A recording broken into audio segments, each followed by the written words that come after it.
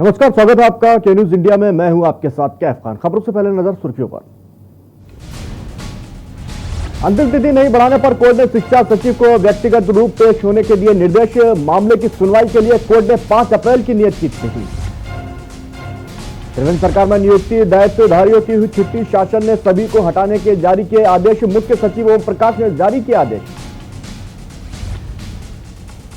उपचुनाव से पहले कांग्रेस अध्यक्ष प्रीतम सिंह ने चुनाव संचालन समिति का किया गठन। विधानसभा के पूर्व अध्यक्ष गोविंद सिंह कुंजवाल बनाए गए अध्यक्ष। प्रदेश भर में सैनिकों के सम्मान के लिए भाजपा आयोजित करेगी सैन्य सम्मान कार्यक्रम। काशीपुर से किया जाएगा सैन्य कार्यक्रम का आगाज। अब पर्यटन कारोबार भी पड़ने लगा है कोरोना का संक्रमण का रफ्तार का असर। नैनीताल के होटलों में पर्यटकों ने कैंसिल करानी शुरू कर दी बुकिंग। उत्तरकाशी में ऑल वेदर सड़क निर्माण कंपनी कर रही मजदूरों की सुरक्षा से खिलवाड़। भूस्खलन वाली जगह बिना हेलमेट के मजदूरों से कराया जा रहा काम। आप देख रहे हैं के न्यूज, खबरों का सारथी। शुरुआत करेंगे बुलेटिन की, लेकिन उससे पहले देहरादून से आपको खबर बता दें, जहां त्रिवेंद्र सरकार में नियुक्ति दायित्वधारियों की छुट्टी हो गई है। यहां खबर आपको देहरादून से बता रहे हैं, त्रिवेंद्र सरकार में कई अधिकारियों की हुई है छुट्टी। शासन ने सभी को हटाने के जारी किए आदेश। खबर देहरादून से आपको बता रहे हैं, मुख्य सचिव ओम प्रकाश ने जारी किया आदेश। दायित्व की छुट्टी कर दी गई है। त्रिवेंद्र सरकार में कई अधिकारियों की छुट्टी की गई है आज, जहां शासन ने सभी को हटाने के जारी कर दिए हैं आदेश। वही मुख्य सचिव ओम प्रकाश ने जारी किए आदेश। बड़ी खबर आपको देहरादून से बता रहे हैं इस समय की। शासन ने सभी को हटाने के जारी किए आदेश। मुख्य सचिव ओम प्रकाश ने जारी किया आदेश। बड़ी कार्रवाई यहां पर देखने को मिली है देहरादून से। त्रिवेंद्र सरकार में नियुक्त दायित्वधारियों की छुट्टी की गई है। खबर देहरादून से आपको बता रहे हैं, त्रिवेंद्र सरकार में कई अधिकारियों की छुट्टी कर दी गई है। बड़ी कार्रवाई, शासन ने सभी को हटाने के जारी किए आदेश। मुख्य सचिव ओम प्रकाश ने जारी किए हैं आदेश। खबर देहरादून से, देश भर में कोरोना संक्रमण के मरीज बढ़ते ही जा रहे हैं। कोरोना के लिए नई गाइडलाइंस भी जारी की गई है और इसी के साथ तो उत्तराखंड में भी कोरोना के बढ़ते मामले सामने आ रहे हैं। उत्तराखंड में एक दिन में 500 नए मामले सामने आ चुके हैं। राज्य में 3 महीने के बाद कोरोना के एक ही दिन में 500 मरीज मिले। इसके बाद लोग लगातार नियमों का उल्लंघन करते हुए नजर आते हैं, जिसके कारण प्रशासन के लिए नियमों का पालन करवाना एक चुनौती बन गई है।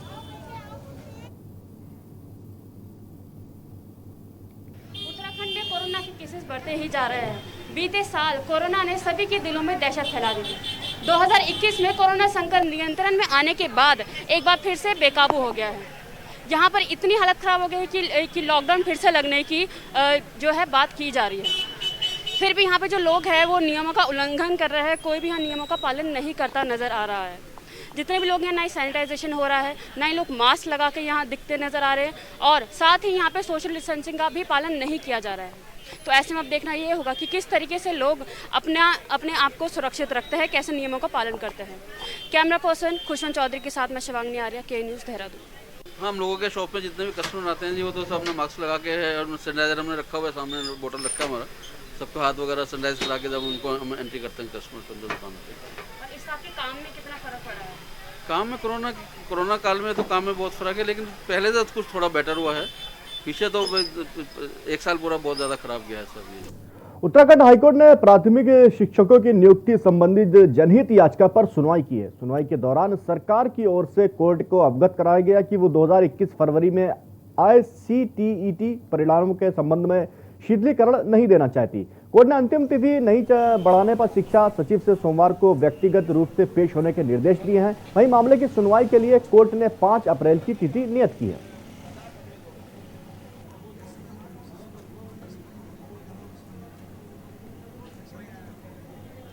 जो जनहित याचिका अनुपंत जो एक समाजसेवी हैं पौड़ी गढ़वाल से, उनके द्वारा आयोजित की गई थी, उसमें यह कहा गया था कि क्योंकि इस बार सेंट्रल टीचर एलिजिबिलिटी टेस्ट जो CBSE करवाता है, जो जुलाई 2020 में परीक्षा होनी थी, वह परीक्षा जनवरी 2021 में हुई। इस याचिका पर रिलीफ खुद ब खुद देने की अगर विचार कर सकते हैं, लेकिन आज सरकारी अधिवक्ता ने बताया कि सरकार इसमें रुचि नहीं दिखा रही है कि वह खुद जो है एक निर्णय ले ताकि इन लोगों को मौका दिया जा सके, जिनका CTET रिजल्ट ही जनवरी 2021 में आया। महोदय को कहा है कि निर्देशित किया है कि वह सोमवार 5 अप्रैल को माननीय उच्च न्यायालय में उपस्थित हों और अगली सुनवाई की तिथि 5 अप्रैल 2021 नियत कर दी गई है। खबर देहरादून से है। प्रदेश कांग्रेस कमेटी के अध्यक्ष प्रीतम सिंह ने सल्ट विधानसभा उपचुनाव के लिए विधानसभा के पूर्व अध्यक्ष गोविंद सिंह कुंजावाल की अध्यक्षता में पार्टी के वरिष्ठ नेताओं की चुनाव संचालन समिति का गठन किया। इस संबंध में प्रदेश कांग्रेस मुख्यालय में पत्रकारों से वार्ता करते हुए प्रदेश उपाध्यक्ष सूर्यकांत धस्माना ने संचालन समिति की सूची जारी करते हुए बताया कि सल्ट विधानसभा उपचुनाव के लिए गोविंद सिंह कुंजावाल की अध्यक्षता में गठित 19 सदस्यीय चुनाव संचालन समिति में राज्यसभा सांसद, कांग्रेस विधायक दल के उपनेता, विधायक, पूर्व विधायक समेत अन्य नेता समिति में शामिल हुए। सल्ट विधानसभा के उपचुनाव के लिए श्री गोविंद सिंह कुंजवाल, जो विधानसभा के पूर्व अध्यक्ष हैं, हमारे पार्टी के सीनियर विधायक हैं, उनकी अध्यक्षता में एक 19 सदस्यीय चुनाव संचालन समिति का गठन किया। इसमें श्री प्रदीप टमटा, जो हमारे राज्यसभा के सांसद हैं, श्री करण महाराज, जो हमारे नेता हैं विधानसभा में। खबर रुद्रपुर से है, जहां प्रदेश भर में सैनिकों के सम्मान के लिए भाजपा द्वारा चलाए जा रहे सैन्य सम्मान कार्यक्रम आयोजित करेगी, जिसका आगाज उधम सिंह नगर जिले में 3 अप्रैल को काशीपुर में किया जाएगा। एक निजी होटल में आयोजित प्रेस वार्ता में भाजयुमो के प्रदेश मंत्री एवं कार्यक्रम संयोजक सागर गोयल ने बताया कि भाजपा की ओर से पूर्व सैनिक व शहीद हुए सैनिकों के आश्रितों के सम्मान के लिए प्रदेश स्तरीय कार्यक्रम का आयोजन 2 अप्रैल से 7 अप्रैल तक किया जा रहा है, जिसकी जिम्मेदारी संगठन ने युवा मोर्चा को सौंपी है। प्रदेश भर में हमारे 13 जिले हैं। 13 के 13 जिलों में जिला स्तर पे सैनिक सम्मान समारोह आयोजित किया जा रहा है और उसी के मद्देनज़र हमारे उधम सिंह नगर जिले में सैनिक सम्मान समारोह 3 तारीख को काशीपुर नगर में आयोजित किया जाएगा। और हमारा जो लक्ष्य है उसमें हमारे जितने भी भूतपूर्व सैनिक हैं, जो शहीद हुए परिवार में उनके परिवार के कुछ सदस्य हैं और जो वर्तमान में सैनिक तैनात हैं उनके परिवार के सदस्य हैं। खबर देहरादून से है, जहां आज से ऐतिहासिक झंडा मेला की शुरुआत हो गई है। आपको बता दें, कोरोना के बढ़ते संक्रमण के चलते इस बार समिति में इसका आयोजन होगा। वहीं झंडा जी के मेले का स्वरूप पुराने झंडा जी को उतारकर पंचामृत से नहलाया गया और सनील लिहाफ चढ़ाया गया। बता दें कि दरबार साहिब के महंत देवेंद्र दास महाराज की अगुवाई में इस कार्यक्रम का आरंभ होगा।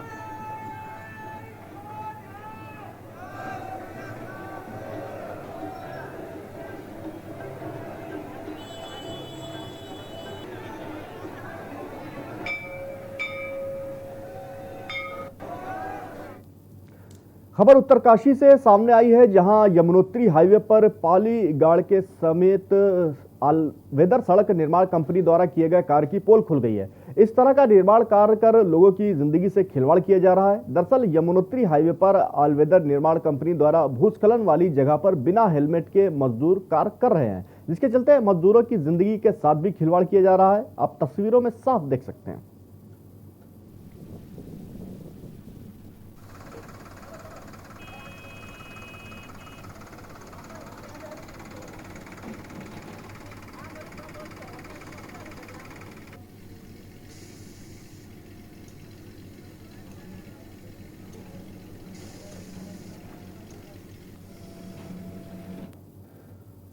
खबर उत्तरकाशी से है, जहां गंगा घाटी यमुना घाटी के वनों में कई दिनों से लगातार आग लगने के मामले सामने आ रहे हैं। वहीं वनों में आग लगने से लगातार वन्य जीवों को भारी क्षति पहुंच रही है और लाखों की वन संपदा आग की भेंट चढ़ चुकी है, लेकिन वन विभाग इस पर कुछ भी कहने को तैयार नहीं है और मौन बैठा हुआ है।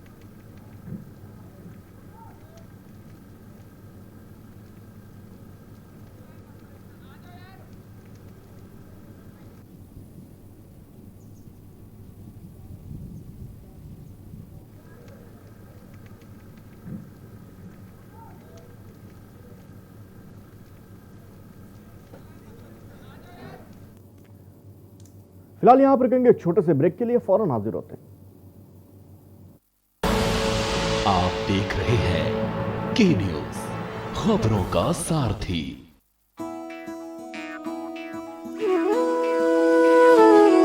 अमृत छलका जिस भूमि पर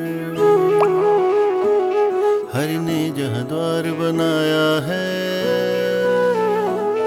उस शुचि पुण्य गंगा तट पर महाकुंभ का अवसर आया है। मन की पुकार यही बार बार, चलो हरिद्वार चलो हरिद्वार, अमृत की जहाँ बहती है धार, चलो हरिद्वार चलो हरिद्वार। चल मेरे संग महाकुंभ कुंभ, चल मेरे संग महाकुंभ, चल मेरे संग महाकुंभ कुंभ, चल मेरे संग महाकुंभ। महाकुंभ में आपका हार्दिक स्वागत है। हम एक सुरक्षित कुंभ के लिए संकल्पित हैं। कोविड संक्रमण को ध्यान में रखते हुए आप सभी से अनुरोध है कि समस्त नियमों का कड़ाई से पालन करें। हरिद्वार महाकुंभ में उत्तराखंड सरकार आपका स्वागत करती है। आप देख रहे हैं के न्यूज़, खबरों का सारथी।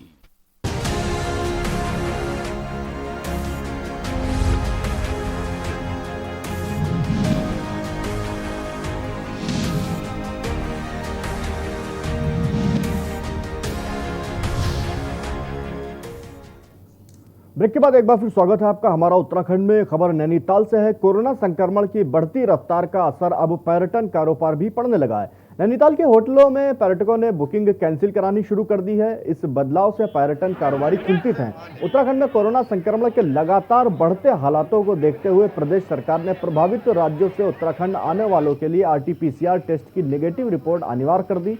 उत्तराखंड होटल एसोसिएशन के अध्यक्ष दिनेश शाह ने बताया कि नई गाइडलाइन के बाद पर्यटकों ने बुकिंग निरस्त कराना शुरू कर दी है। पहले से ही कम हो रही बुकिंग अब आधी रह गई है।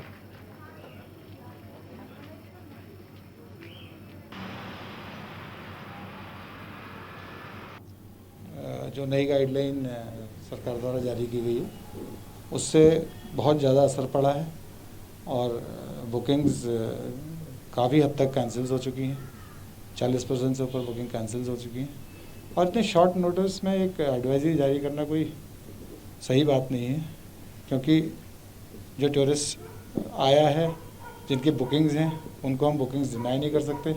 नया जो गाइडलाइन गवर्नमेंट ने जारी की है इससे ये फ़र्क पड़ा है कि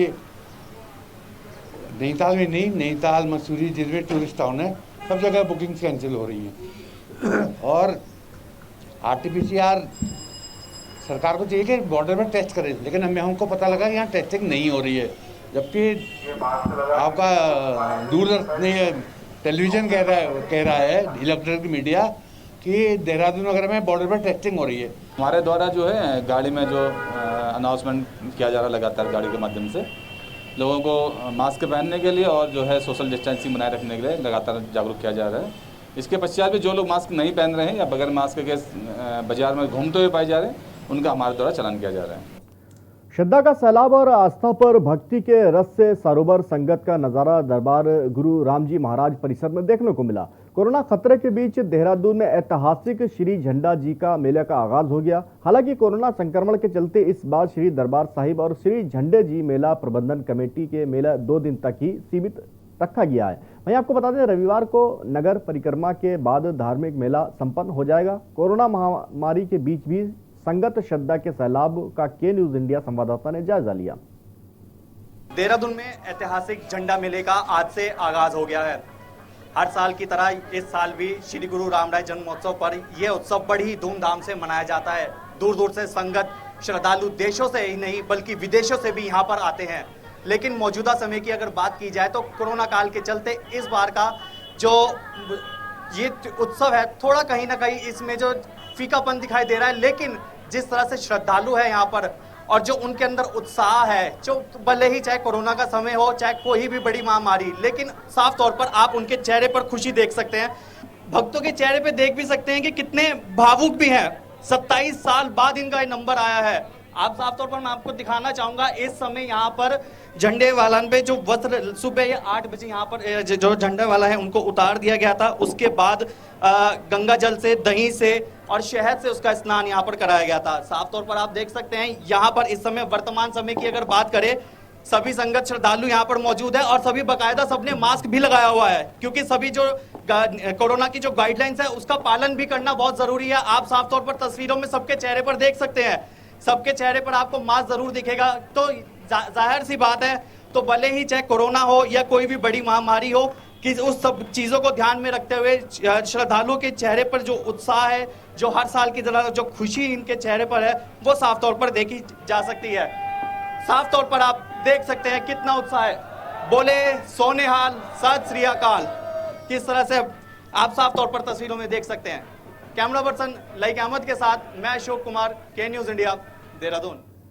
सूबे के शिक्षा मंत्री अरविंद पांडे के गृह जनपद का कुछ ऐसा मामला सामने आया है जहां स्कूल प्रशासन की मनमानी और पैसों की भूख में एक छात्र और एक छात्रा का भविष्य अंधकार में डाल दिया।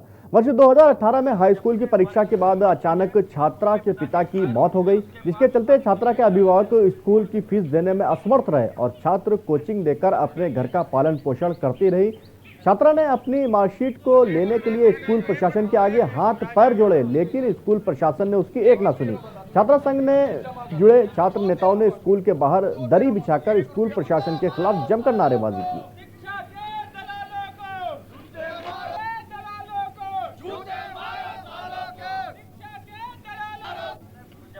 जो आपने इसके बच्चे के 3 साल खराब किए हैं वो शायद आप कभी नहीं लौटा पाएंगे। 3 साल से बच्ची घर है, मैंने कहा आप उसकी मार्कशीट दे दें, वो आगे का अपना पढ़ाई लिखाई करके अपना जीवन सही कर लेगी, अशिक्षित नहीं रहेगी, शिक्षित हो जाएगी। लेकिन प्रशासन, कॉलेज प्रशासन द्वारा साफ मना कर दिया गया कि साहब हमारे जो पैसे हैं 1 लाख रुपए समथिंग है कि वो आप दे दें और मार्कशीट ले जाएं।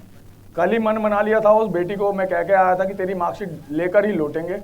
हम यहाँ बैठे हैं, यही लोगों से 1 रुपया, 2 रुपया, 5 रुपये, 10 रुपये, जिसका जो मन होगा वो इकट्ठे करेंगे और इस कॉलेज को 1 लाख रुपए इकट्ठे करने के बाद उस बच्ची की मार्कशीट लेने के बाद ही हम यहाँ से जाएंगे। अगर किसी बच्चे की फीस जमा नहीं है तो स्कूल ये कहता है कि उसे आप घर नहीं बैठा सकते, उसे पढ़ने पर, लेकिन वो बच्ची 6 महीने है स्कूल में पढ़ने नहीं आई है।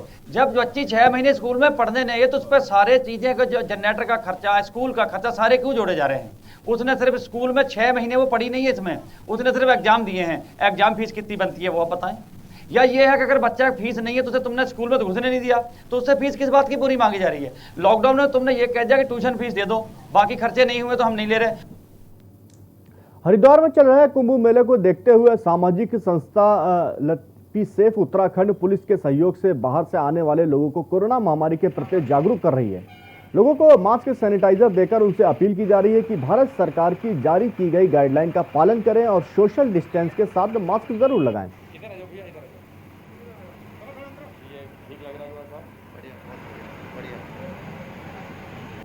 जैसे कोरोना भी चल रहा है और पूरी दुनिया से, पूरे भारत से लोग कुंभ मेले में आते हैं, तो यूपी सेफ और उत्तराखंड पुलिस की एक ये मिलीजुली मुहिम है जिसमें हमारी कोशिश है कि कोरोना से बचाव के लिए हर किसी पुलिस वाले को, हेल्थ वर्कर को, फ्रंट लाइनर को, इसको बिल्कुल निःशुल्क वितरण किया जा रहा है। तथा जो भी कारें बाहर से मेला में स्नान कुंज में आएंगी उनको ये एक लीफलेट है जिसमें रास्ता, ट्रैफिक का कैसे करना है, कहाँ पार्किंग होगी, क्या स्नान की डेट है, कहाँ कहाँ जा सकते बताया हुआ है। और ये एक हैंड सैनिटाइजर है जो हर गाड़ी को, हर पुलिस वाले भाई को, हर हेल्थ वर्कर को दिया जा रहा है। रुकेंगे एक ब्रेक के लिए, खबरों का सिलसिला लगातार जारी है। आप देख रहे हैं के न्यूज़, खबरों का सारथी।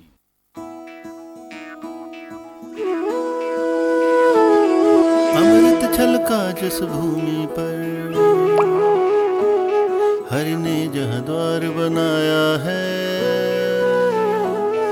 उस शुचि पुण्य गंगा तट पर महाकुंभ का अवसर आया है। मन की पुकार यही बार बार, चलो हरिद्वार, चलो हरिद्वार। अमृत की जहाँ बहती है धार, चलो हरिद्वार, चलो हरिद्वार। चल मेरे संग महाकुंभ कुंभ, चल मेरे संग महाकुंभ, चल मेरे संग महाकुंभ कुंभ, चल मेरे संग महाकुंभ। महाकुंभ में आपका हार्दिक स्वागत है।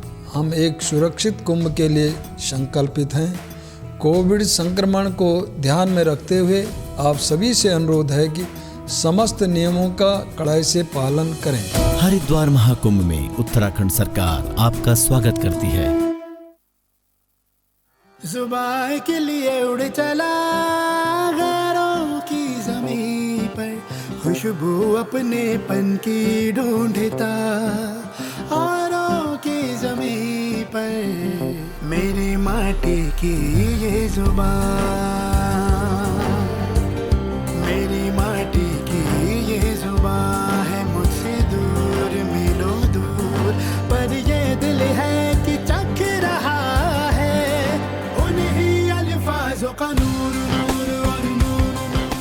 दूर कितना भी जाओ, इस जुबान से दूर ना जा पाओगे। विमल, बोलो जुबान केसरी।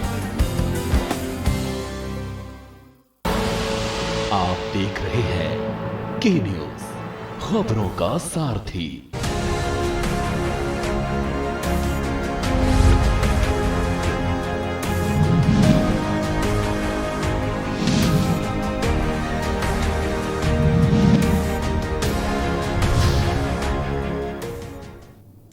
ब्रेक के बाद एक बार फिर स्वागत है आपका बुलेटिन में। महाकुंभ 2021 पर एक और जहां कोविड का खतरा मंडरा रहा है, वहीं मेला प्रशासन द्वारा की जा रही व्यवस्थाओं से नाराज कुछ संतों ने अपर मेला अधिकारी हरबीर सिंह के साथ मारपीट की है।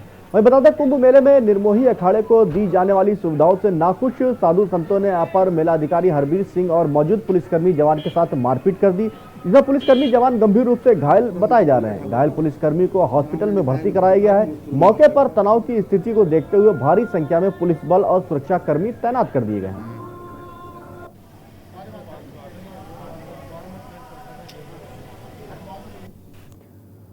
खबर उत्तरकाशी से है। यमुनोत्री हाईवे पर ऑलवेदर निर्माण कंपनी द्वारा भूस्खलन वाली जगह पर बिना हेलमेट के मजदूर कार्य कर रहे हैं। यहां जिंदगी के साथ बड़ा खिलवाड़ हो रहा है। वहीं यमुनोत्री हाईवे पर पाली गाड़ी के समीप ऑलवेदर सड़क निर्माण कंपनी द्वारा किए गए कार्य की पोल भी खुलती दिखाई पड़ रही है। बता दें, यात्रा काल व बरसात से पहले ही यहाँ सीसी ब्लॉक गिरने लगे हैं।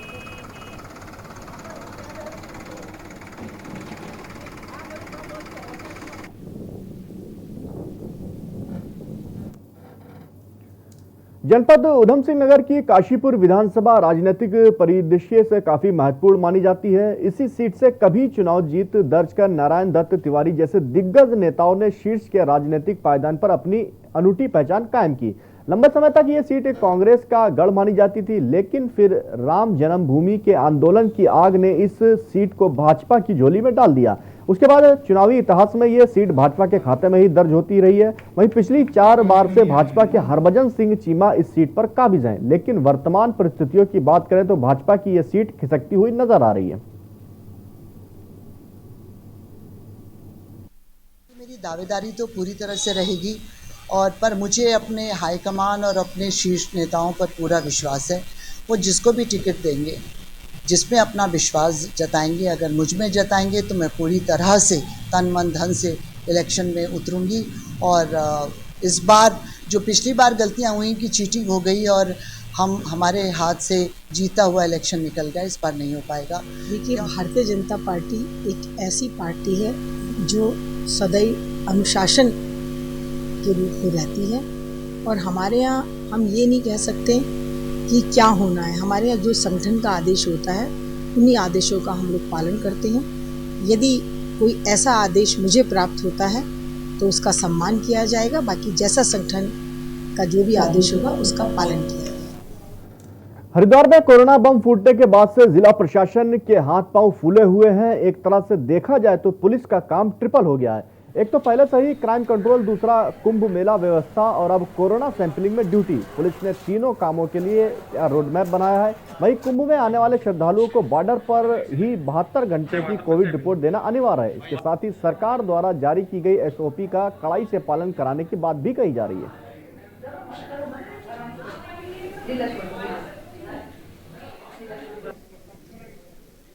कभी अभी कुंभ का पर्व भी चल रहा है, लेकिन उस चुनौती को फेस करने के लिए पूरी तरीके से तैयार है। अभी हमारा बॉर्डर सब आइडेंटिफाइड है। हमारे पास कुंभ से भी कुछ रिपोर्ट भी मिला है। अभी बॉर्डर मैनेजमेंट आज से हमने शुरू कर दिया है। इसमें जो सरकार का SOP है उसको जो है हम पालन कर रहे हैं। जो भी विदाउट रजिस्ट्रेशन, विदाउट आर्टिफिशियल आ रहे हैं उनका जो हम वापस कर रहे हैं। और बॉर्डर पे जो है रैंडम चेकिंग का भी, जो भी हमारा जो जनपद का वासी है बाहर से आ रहे हैं उनके रैंडम चेकिंग का भी प्रोविजन है। त्रिवेंद्र सरकार के दौरे में बनाए गए दर्जादारियों की कुर्सी जा सकती है। हाईकमान की तरफ से इन्हें हटाने का ग्रीन सिग्नल मिल चुका है। नई व्यवस्था को लेकर अब मुख्यमंत्री तीरथ सिंह रावत को अंतिम फैसला लेना है। माना जा रहा है कि पार्टी और संगठन के लिए और अधिक समर्पित कार्यकर्ताओं की नई सूची तैयार की जाएगी। त्रिवेंद्र सरकार ने 114 भाजपा नेताओं को दायित्व सौंपे गए थे। त्रिवेंद्र रावत की विदाई के साथ ही अब इनकी कुर्सी भी संकट में पहुंच गई है। सूत्रों ने बताया कि RSS इन्हें हटाने की पैरवी कर रहा है। बीती 26 मार्च को उत्तराखंड प्रभारी दुष्यंत कुमार गौतम के दून के 2 दिवसीय दौरे की प्रमुख वजह भी इसी ही बताया जा रहा है।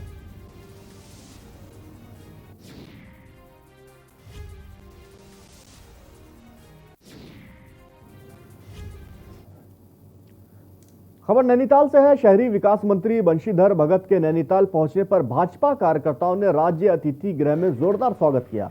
राज्य अतिथि गृह सभागार में भाजपा कार्यकर्ताओं से मुलाकात करने के बाद बंशीधर भगत सूखाताल पहुंचे, जहां उन्होंने 27 करोड़ की लागत से बनने वाली कृत्रिम झील का भूमि पूजन किया। वहीं बंशीधर भगत ने कहा कि सूखाताल में कृत्रिम झील अपने आप में अनोखी झील है। झील के आसपास पर्यटकों के लिए सभी सुविधाएं मुहैया कराई जाएंगी, जिससे पर्यटन में बढ़ावा मिलेगा। 27 करोड़ रुपए की लागत से सूखाताल का जीर्णोद्धार हो रहा, सौंदर्यीकरण हो रहा। जब देख लेंगे इसको बनने के बाद तो कल्पना नहीं कर सकते कि कितना सुंदर बना है। ये सरकार ने बहुत ही महत्वपूर्ण कार्य किया है और आज शहरी विकास मंत्री के नाते भूमि पूजन का काम संजीव आर्या जी के साथ, जो यहाँ के सम्मानित विधायक हैं, मुझे सौभाग्य मिला है और मैं उम्मीद करता हूँ कि ये जो कार्य है ये इस क्षेत्र के लिए बहुत अच्छा दीर्घगामी परिणाम होगा।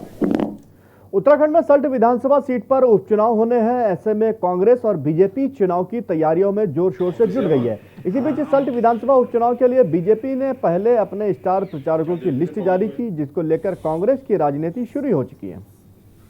ये भारतीय जनता पार्टी की जो स्टार प्रचारकों की सूची जारी हुई है सल्ट विधानसभा उपचुनाव की, उसमें पूर्व मुख्यमंत्री त्रिवेंद्र सिंह रावत जी का नाम जिस प्रकार से गायब है। 4 साल में जो इस राज्य की जनता के प्रति अपराध इस सरकार ने किए हैं, बेरोजगारी जो चरम पर पहुंची है, राज्य में विकास का पहिया जो पूरी तरह से थम गया है, राज्य में स्वास्थ्य व्यवस्थाएं जो पूरी तरह से जर्जर है, राज्य के अंदर जो तमाम स्थितियां इस समय विद्यमान हैं, उनके लिए केवल और केवल त्रिवेंद्र सिंह रावत जी को जिम्मेदार बता करके वो इस अपराध से मुक्ति पाना चाहते हैं। खबर देहरादून से है। आम आदमी पार्टी ने 2022 के चुनावों को देखते हुए सोशल मीडिया टीम की घोषणा की है। वहीं आम आदमी पार्टी के उपाध्यक्ष विशाल चौधरी का कहना है कि आम आदमी पार्टी को अपार जन समर्थन मिल रहा है। आम आदमी पार्टी का लक्ष्य 1 लाख सदस्य बनाने का था, हम उसे बहुत ही अच्छी तरीके से पूरा कर चुके हैं। इस प्रकार से आम आदमी पार्टी को उत्तराखंड में अपार जन समर्थन मिल रहा है। हमारा 1 लाख लक्ष्य जो था सक्रिय सदस्य बनाने का, उसमें हमें जो परिणाम मिले 3 लाख मिले हैं। तो इससे स्पष्ट नजर आ रहा है कि उत्तराखंड की जनता आज आम आदमी पार्टी के साथ चलने को तैयार है। इसकी एक वानगी उत्तराखंड के राज्य के मुख्यमंत्री के नेतृत्व परिवर्तन को देखने को भी मिली है। अगर आज नेतृत्व परिवर्तन हुआ है तो उसमें मुख्य था आज कहीं ना कहीं जो विपक्ष के रूप में कहीं भारतीय जनता पार्टी को अगर कोई राजनीतिक दल दिख रहा है तो सिर्फ आम आदमी पार्टी है। और मैं आपको बता देना चाहता हूँ, आज आम आदमी पार्टी विधिवत रूप से सोशल मीडिया टीम की घोषणा कर रही है, विधानसभा स्तर से लेकर पूरे राज्य स्तर। फिलहाल बुलेटिन में इतना ही। खबरों का सिलसिला लगातार जारी है, देखते रहिए।